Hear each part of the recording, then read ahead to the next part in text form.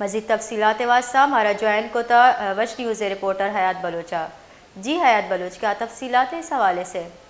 جی بالکل، دیکھیے Surjani town police کی ٹیکنیکل بنیادوں پر ایک بہت بڑی کارروائی کی گئی ہے۔ پولیس اہلکار بن کر گھروں میں ڈکیتی کرنے والے 2 ملزمان گرفتار ہوئے ہیں۔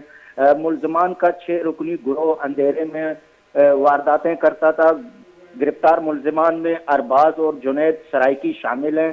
دوران تفتیش ملزمان کا متعدد گھروں کو لوٹنے کا انکشاف کیا ہے۔ ملزمان رات 4 بجے سیڑھی، بجلی کے پول یا دیوار پلانگ کر گھروں میں داخل ہوتے تھے۔ ملزمان 2 سے 3 گھنٹے تک گھروں میں واردات کرتے تھے۔ فیملی کی آنکھوں میں پٹیاں باندھ کر اطمینان سے لوٹ مار کی جاتی تھی۔ ملزمان اپنی واردات میں اپنی شناخت چھپاتے تھے۔